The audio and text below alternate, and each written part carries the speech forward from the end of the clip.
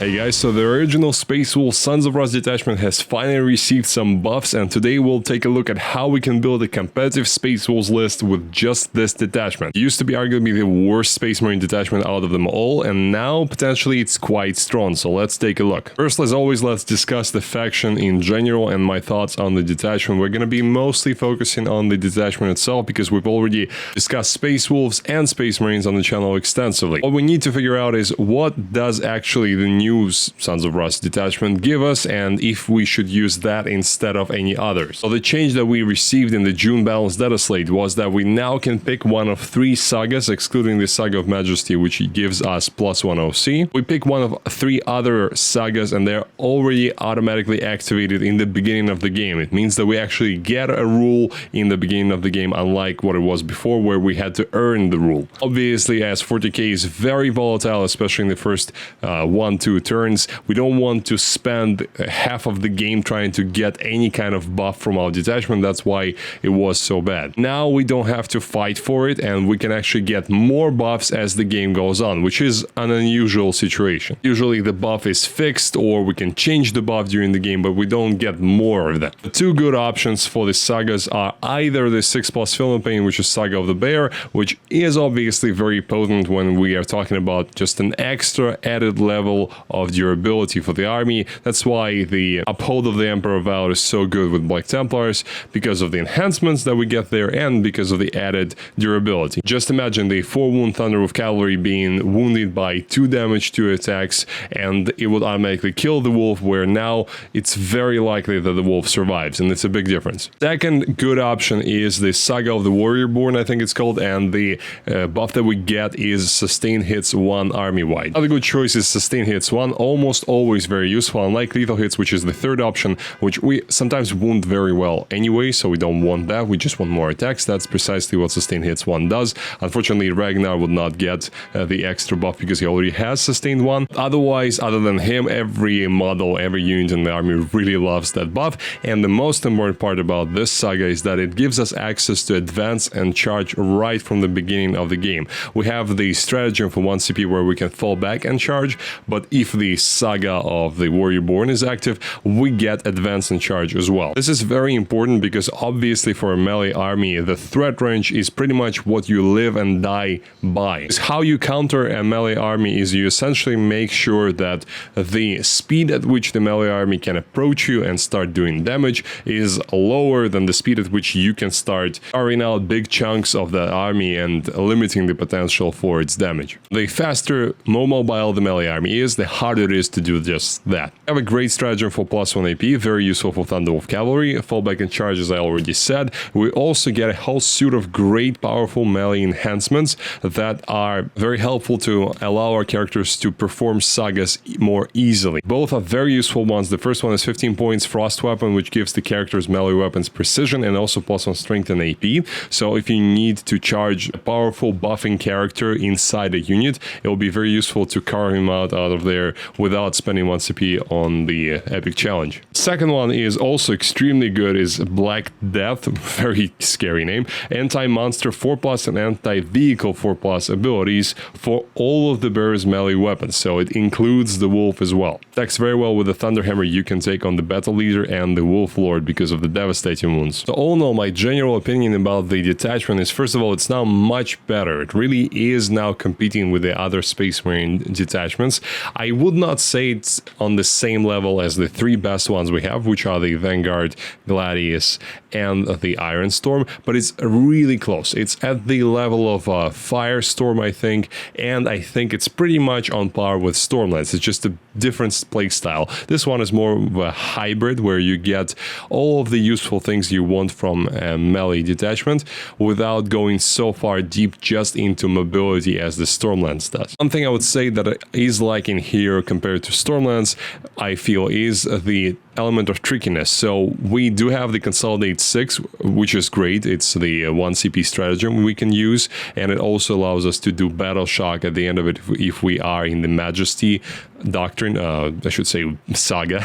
But the enhancement to get out of the reserves turn 1, for example, which is something that we like to have in the Stormlands, it's really missed here because everything is going to be in most cases on the table, and you're playing really honest Warhammer, and sometimes playing honest Warhammer is difficult, especially if you're not like Blood Angels jump pack spam with Sons of Sanguinius, where you can just go through ruins, models, and you don't care about enemy screens, you don't care about anything. The cavalry, they do care. Dreadnoughts, they do care. Even basic infantry, they can go through walls, but they cannot go through enemy models, and that can be a problem if you run into an opponent that does these things. But still, I think that the combination of the good stratagems we have, a very useful buff, either a defensive one or an offensive one right in the beginning of the game, and the potential to get more if you have enough characters to actually do stuff. And in most cases, you'll see that about a third of your army is probably going to consist of characters. So it's very likely that you will be killing stuff or doing stuff with the characters. And just so you know, to get the Beast Slayer Saga, which is lethal hits for the army, your character needs to kill a monster or vehicle, and that's the character model that needs to do this. So the last attack needs to kill the last wound, mortal wound, whatever, needs to actually kill the finish off the monster, not the unit that the character leads. To get Saga of the Majesty, you need to get your character on the opponent's home objective, so this one seems more like an end game kind of situation. If you want to get Saga of the Warrior Born, which is sustain hits 1 and the access to advance and charge with the stratagem,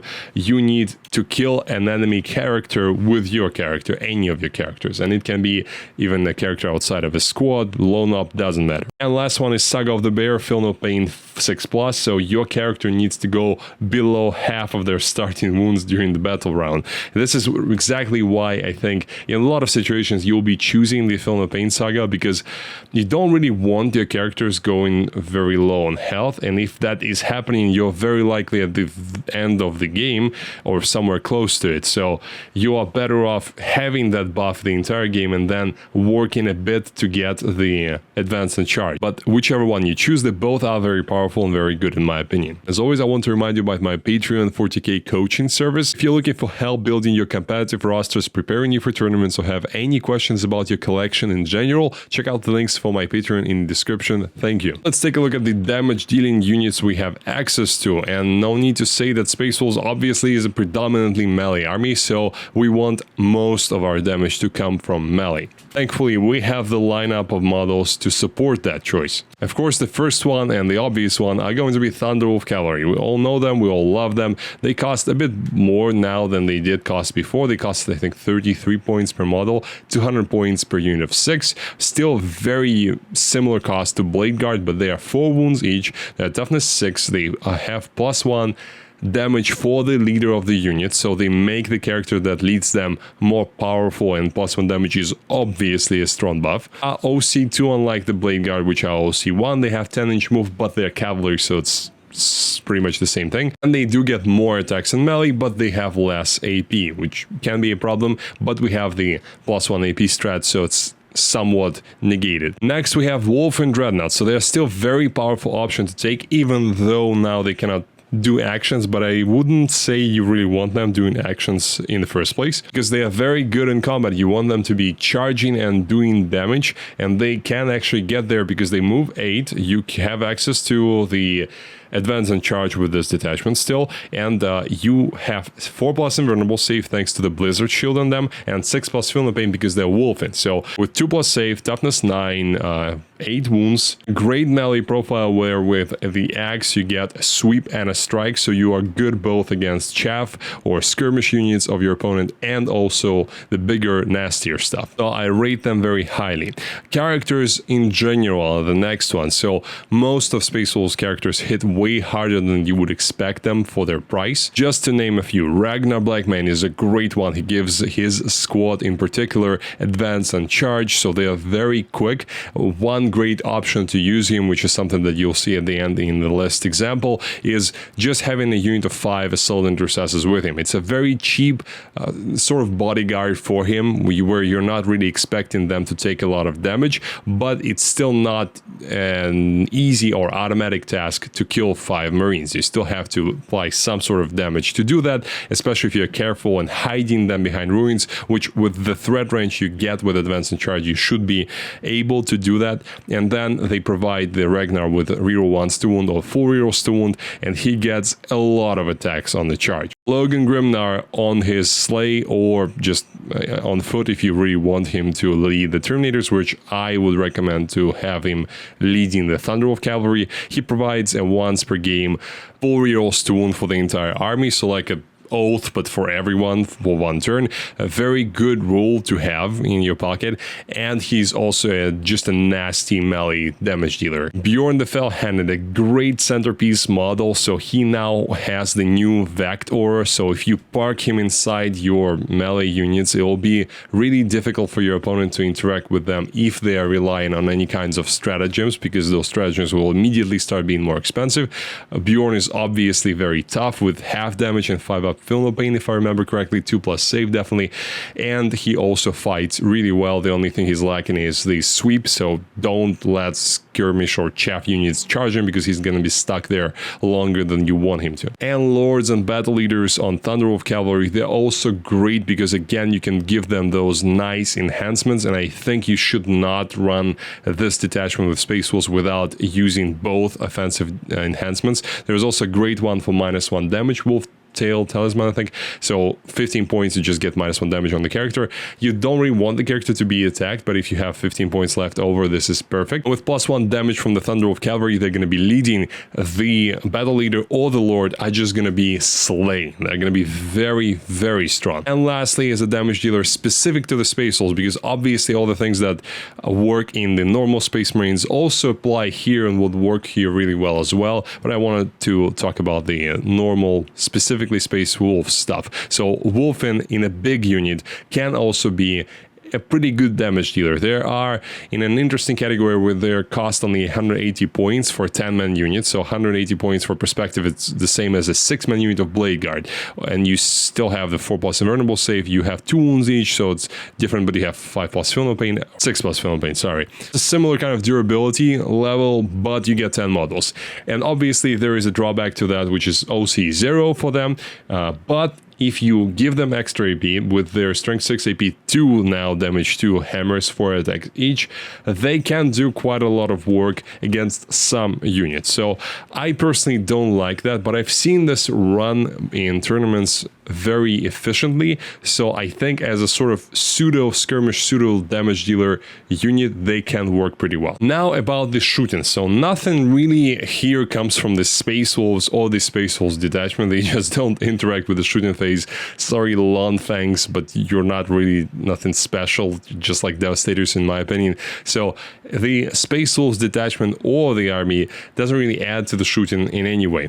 If you also believe, like myself, that adding an element of shooting to your melee-centric army gives you more value than just adding the same amount of points in the melee units, then here are my best picks for you for that shooting element. And I think that you should not spend more than like 20% of your total points value on shooting, because then you start missing out on the interaction between your detachment rule and your shooting units. 20% I think is pretty good, and it opens up a level of interaction for you that otherwise you would miss if you were only melee. So first option is Gladiator Lancer. So the Lancer specifically because it's a really useful, easy plug-and-play option for anti-tank in your army. It's just a very good tank in general. It moves really quickly, especially now when it has a circular base, so you can pivot it and you can essentially move quicker than you could have before around ruins. Has its own inbuilt rerolls. It's not perfect, it's not unbeatable. You can kill the Lancer, it's not really that durable, but thanks to the long range of the gun and the ability to have rerolls inbuilt, I think it's a very, very solid choice for 160 points. If you need to kill a monster or a tank and it's protected by screens, there's just no really other alternative than shooting it, and the Lancer really comes into play here. Next are Inceptors. They are pretty much the other side of the same coin. They bring their own rerolls with them, rerolls to wound, which you obviously can give rerolls to hit them with Oath as well, and get them into the army. You don't really need anything. They don't require any buffs. They work very well just as they are, and they allow you to bypass the screens and get to those particularly nasty, annoying elements of your opponent's army that you would like to deal with that you otherwise would not be able to because of the screens. And as I said before, because we are not jump pack Blood Angels infantry, sometimes screens are a thing, and you would have to spend extra time to go through them, which will slow you down. And if you can get rid of an enemy castigator or something like that before it gets to open up on you again and again and again, it's going to be useful, and you would probably want that instead of just an extra melee unit running somewhere. Next are my favorite Redemptor Dreadnoughts. Definitely not a main anti-tank choice, and as I've been experimenting with lists, in most cases you would not have really the real estate in the lists to run the Redemptors if you want to have enough of the flavorful normal Space Wolf stuff in the list. But still, if you find yourself getting Redemptors, they are good. They're just not the main anti-tank choice because their strength 9 on the plasmas was carefully crafted and chosen by the GW to make them not exactly efficient against the specific things in the anti-tank and monster realm that you want to be dealing with. So they are perfect as the secondary choice because of how versatile they are, how durable they are, because they can fight as well. But for shooting, you need something else in addition, like Lancers, like Inceptors, to support them. And lastly, a couple of honorable mentions. So Vindicators are pretty good, but they have a range problem, which with Gladiators, for example, we can solve that with Advance and Shoot. With the Iron Storm, we can solve that as well and also get lethal hits, but here we don't have such options. So you either take 3 of them and just really go all in, hoping that you roll well, which statistically with 3 of them you should, or you just take Lancers, which don't have that problem. Predator Destructor, also a pretty good tank, a bit less of an output compared to the Lancer, but it's also cheaper. Repulsor with Eradicators, so really solves their problem of mobility, so you can get closer to that sweet melter range you want on them, but still Eradicators without any buffs, without any +1 to wound, without lethal hits, and we cannot attach Apothecary to them in Space Wolves because you cannot have Apothecaries in Space Wolves. So it's not going to disappoint you, especially considering the Repulsor is cheaper now and it also has guns, but it's not going to be as monstrously world-ending as Eradicators with Biologists with Fire Discipline in Gladius. Hellblasters also a very decent option. You would want a Lieutenant with them to give them lethal hits so that they can punch into higher toughnesses, but that's the same story as with the Redemptors. They cannot be your main anti-tank, anti-monster threat. And for shooting, I would probably choose something else than Hellblasters unless you really love them, and I understand that I have 15 Hellblasters that I never use, and they're Deathwatch Hellblasters with a bunch of bits, upgrades, conversions, and I look at them once in a while, but I never field them, for now at least. And the support units now. So here we are Space Marines through and through, because the Space Wolves support choices are not as numerous as, say, Space Wolves melee units, and just not using the great potential of the Space Marines choices that we have in the Skirmish and Chaff category would be detrimental. So that's why we're going to take a look at all of them here. First, Wulfen as the normal Space Wolf choice. They are a cheap skirmish unit that is more durable than you would expect for 90 points, as we discussed before. They have 6+ Film Pain, they have 4+ Invulnerable Save, 2 wounds each, and they are T5. So they are pretty hard to deal with, and they also fight on death, making charging them very unwise for most opponents. The problem is OC0, so no objective play and no actions. You still can interact with objectives just by killing things that your opponent has on those objectives, but you would not get them for yourself. So I would not run more than like 2 units of 5 of Wulfen in most lists, because you just are better off, I think, with something like, say, Jump Pack Intercessors, which, yes, if you get the Saga of Majesty off, you will get OC1 on them, but you need your character to go on your opponent's home objective to do that. So in most cases, Wulfen are going to be OC0, unlike the JPI, which are OC1, so they can get objectives. They're fast with 12-inch move. They're deadly for the 80 points they cost. They can throw a grenade. They have a power fist. They have 2 plasma pistols. Very, very good skirmish piece. Pretty much the best one, I think, in the entire Space Marine book. And next are scouts. So they were good for a long time before. They still are very good, even though they're not 55 crazy points that they were in the very beginning. But they are still very efficient. The Infiltrator's ability and the scout helps you throw a spanner in the works for the enemies or armies that really like to teleport around, and you can just establish board control right from the get-go with these guys. For the armies that like to infiltrate themselves, you can just infiltrate your guys into the position where they would interfere with that plan. And the scout armies, which again, they want to scout forward, and you can just block them from doing that more easily. 1 or 2 scout squads are not going to disappoint you ever in Space Marine lists, believe me. And also with the sustained hits 1, they can actually potentially punch up into some very light chaff units. And some honorable mentions. So as we discussed, Assault Intercessors are great here as well as a very cheap bodyguard for some great melee characters like the Ragnar, or they're just great by themselves because for 75 points with sustained hits 1, they're almost always going to be punching up as a skirmish unit, and you can advance and charge them if necessary, so they're pretty good. Combi Weapon Lieutenant for the real ones to wound on an objective, which you don't get a lot of real wounds in this army at all. Low knobs are more durable now because nothing like Doombolt or the Vortex of Doom can target them outside of 12. And you need more action pieces to do actions for you, especially something that cannot be interacted with unless your opponent is really close. Fenrisian Wolves are still pretty good as a cheap screen unit. They will not do actions for you anymore, but they still are useful as that 30 points or 60 points kind of a thing that you throw into your opponent's face and try to keep them there until your main cavalry disassembles them. Infiltrators always very useful, especially if you have at least one battle line choice like the Assault Intercessors, where you would use them as more of a skirmish unit, not staying at your home objective. So if you already have one battle line, paying 100 points for the Infiltrators to protect yourself from some of those deep striking armies that like to jump around, can be a nice and useful investment. Lastly, the 2 Assassin, Calidus Assassin and Eversor. Calidus is less necessary in Space Wolves, I think, because you already have Bjorn with the Vact, so I don't think you really need the second one.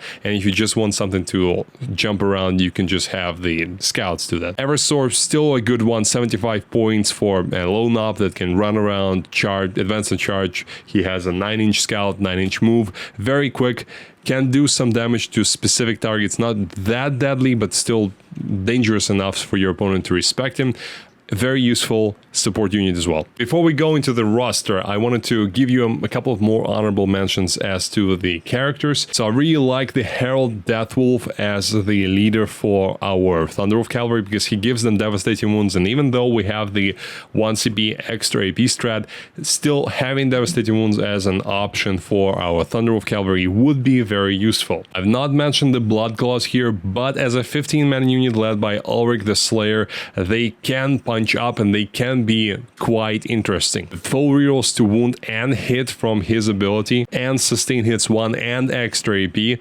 If you have the Blood Claws, I think you might want to give them a try. And now let's run through this Champions of Russ list. So first of all, we have the Bjorn the Fell-Handed for 180 points. He is the anvil of our roster that all the enemies are going to be crushed at. Logan Grimnar on Storm Rider, he's leading one of the 2 6-man Thunderwolf Cavalry squads, and he also has a Wolfguard battle leader on the Thunderwolf with the enhancement Black Death accompanying him. Obviously want the Black Death to go into the side of the board that has more vehicles, and Frost Weapon perhaps into the side where there is a unit with a character that you would want to decapitate. Second squad is led by a Wolf Lord and another Battle Guard leader. We have Ragnar Blackmane leading a 5-man unit of Assault Intercessors, so it's just like a kill squad we throw out and try to essentially trade them up, seriously up if possible. 5-man Jump Pack Intercessor squad for 80 points, we already discussed how good they are. 2 Gladiator Lancers for the anti-tank anti-monster, shooting 3-man Inceptor squad with plasma to finish off tanks or to get onto objectives with the 3-inch deep strike. 5-man Scout squad, 6-man Thunderwolf Cavalry number 1, 6-man Thunderwolf Cavalry number 2, and 2 5-man Wulfen squads and that comes to a total of 2000 points. If you would not want to have the shooting here, you would just drop the Lancers and the Inceptors, maybe one 5-man Wulfen squad to get another 6-man Thunderwolf Cavalry unit with a character. You would need to play it with points there, but that's pretty much what you would see if you were running like a proper only melee army of Space Wolves. If you like that, that's a simple swap you can make. Let me know what you think about the new Space Wolves, whether you think that the new detachment will really fix the problem that the Space Wolves detachment was not used and they were only played as some sort of vanilla Space Marine one, or you think that it's not enough and there will still be the outsider detachment. I would love to hear that in the comment section below. Thank you for watching, I'll see you next time.